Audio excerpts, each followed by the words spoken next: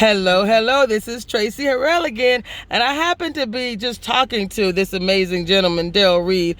We just talked to him, past chairman of the board for the National Black NBAA Association, National board member, member, New York chapter president, Chicago chapter vice president, founder of Connecticut chapter, etc., etc., etc.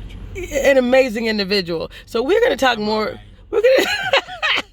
We're going to talk more with Daryl for sure about a number of things. But as we were driving over to meet with some other board members, when I asked him a simple question about how long he's been married, and can you tell us a little bit about that? You said, if I did my math right, it'd be about 37 years. Wow. And what I love about you is you were talking about your wife. There's a twinkle in your eye. You started smiling. I was like, oh no, we have to record this. So good people. She's smart. So I asked you, I said, why, what words of wisdom would you share with others on maintaining a lifelong partnership with someone? And you said, it's vary for everyone. Yes. I don't know if there's a magic formula. First of all, you have to know yourself well. What you like, what you don't like, and find someone that matches that you can have some commonality with, that you have similar goals and objectives in life, that you can talk about anything. Communication is one of the big important things in a relationship.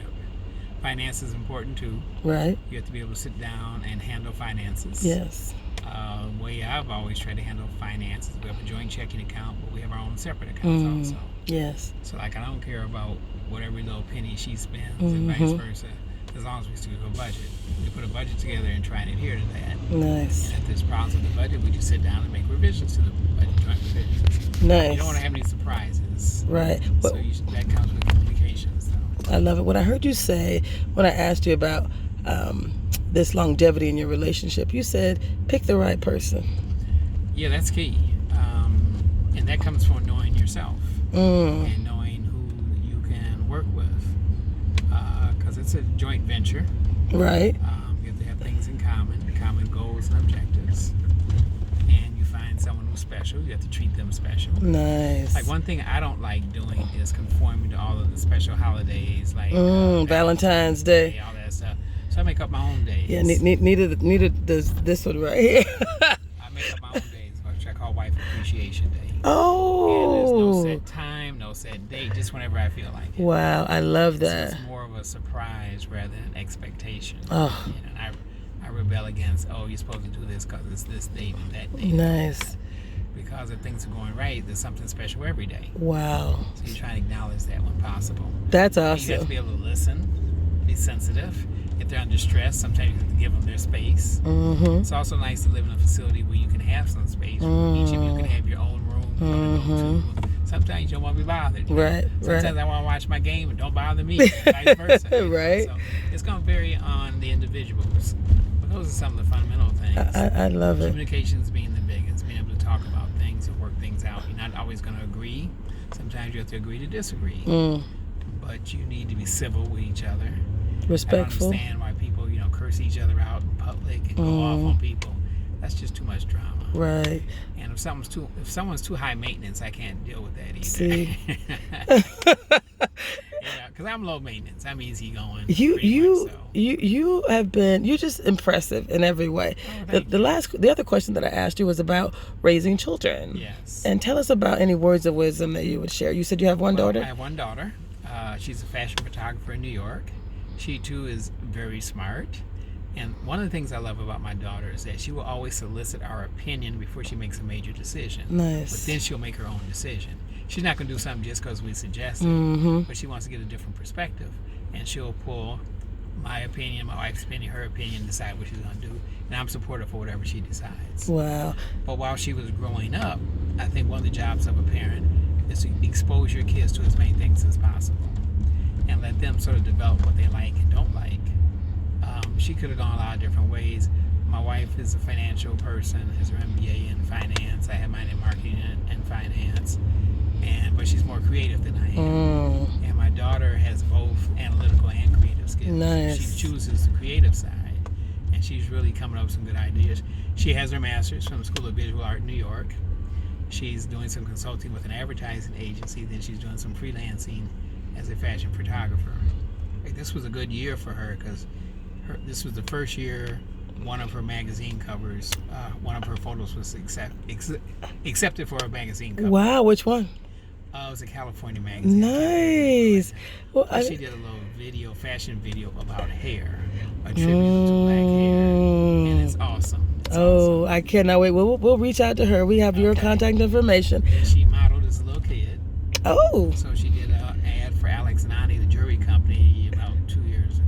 Nice. And she's good in front of and behind the camera.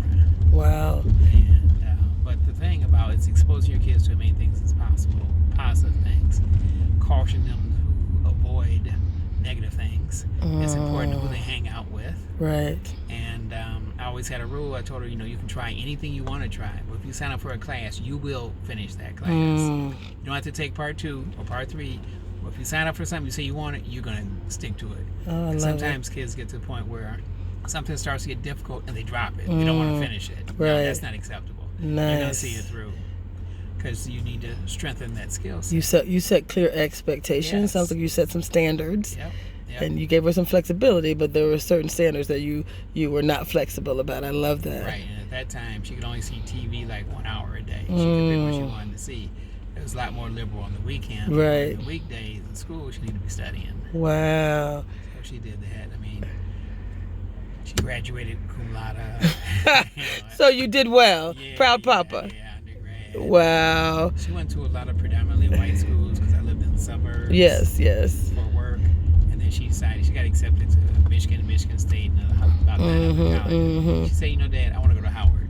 Nice. So she went to Howard University. Oh my goodness! Now, how important are HBCUs? Oh, they're extremely important. Why? Tell us about that. For people who don't even know what a HBCU is, it's a historically black college and university. They help nurture the students that you don't necessarily get at a predominantly white school because of the sheer numbers. I remember I went to Southern Illinois University in Carbondale, Illinois, and like the lecture rooms were like 500-600 students. That's how it was at UF, at the University of Florida. Yeah, so you don't get that nurturing, that one-on-time commitment. And then also you get a chance to see some role models, people that have attended those institutions and have succeeded. Yes. And you can point to someone like, yeah, I can do that. That person looks like me. Right. Kamala Harris running for president. Right. She went to Howard University. Wow. P. Diddy went to Howard University. Wow. Debbie Allen. I mean, on and on. Wow. It's remarkable. So you get an opportunity to network and see things from a different perspective.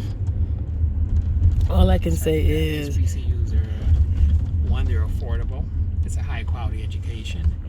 And unfortunately, lots of times the majority community wants to discredit things that are predominantly black as that they're not as good, they're inferior, but that's not true. Clearly not with HBCUs. Right. And, that's a whole nother subject. Right. Well, all I can say is that we will continue conversations with you. We will continue to add these words of wisdom to It's All Bigger Than Me. But right now, I just wanted to say again, thank you for your service. Thank you for sharing your wisdom. And this is how we end every show. It's all bigger than me, baby. I got to hear you say it. Excellent. Can I hear you say it? It's all bigger than me, baby.